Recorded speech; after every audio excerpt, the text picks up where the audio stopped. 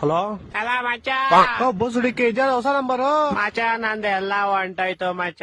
ಯಾಕ ಯಾರ ರೇಪ್ ಗಿಪ್ ಮಾಡ್ಬಿಟ್ರೇನಾ? ಅಕ್ಕ ನಾನು ಹೇಳಿದ ಹಂಗಲ್ಲ ಪೌಡೆ. ಮತ್ತೇನಾಯ್ತು? ಮಚ್ಚ ಊರ್ ಹೋಗೋಣ ಅಂತ ರೈಲ್ವೆ ಸ್ಟೇಷನ್ ಬಂದಿದ್ದೆ, ಯಾರೋ ಬ್ಯಾಗ್ ಹೊಡ್ಕೊಂಡು ಹೋಗ್ಬಿಟ್ಟವ್ರೆ ಮಚ್ಚ. ಬ್ಯಾಗ್ ಅಲ್ಲಿ ನನ್ ಫೋನು, ಇಯರ್ಪಾಡ್ಸ್, ಶೂಸ್, ಸ್ಮಾರ್ಟ್ ವಾಚ್ ಎಲ್ಲಾ ಕಾಸ್ಟ್ಲಿ ಐಟಮ್ಸ್ ಇತ್ತು ಮಚ್ಚ. ಸರಿ ಅದ್ ಬಿಡು, ಹೋಗ್ಲಿ. ನೈಟ್ ನನ್ ಕನ್ಸಲ್ಲಿ ಏನ್ ಬಂದಿತ್ತು ಗೊತ್ತಾ? ಏನ್ ಬಂದಿತ್ತು? ನಾನ್ ನೀರಲ್ಲಿ ಮುಳುಗ್ತಾ ಇದ್ದೀನಿ, ಫುಲ್ಲು ಒದ್ದಾಡ್ ಮುಳುಗ್ತಾ ಇದ್ದೀನಿ.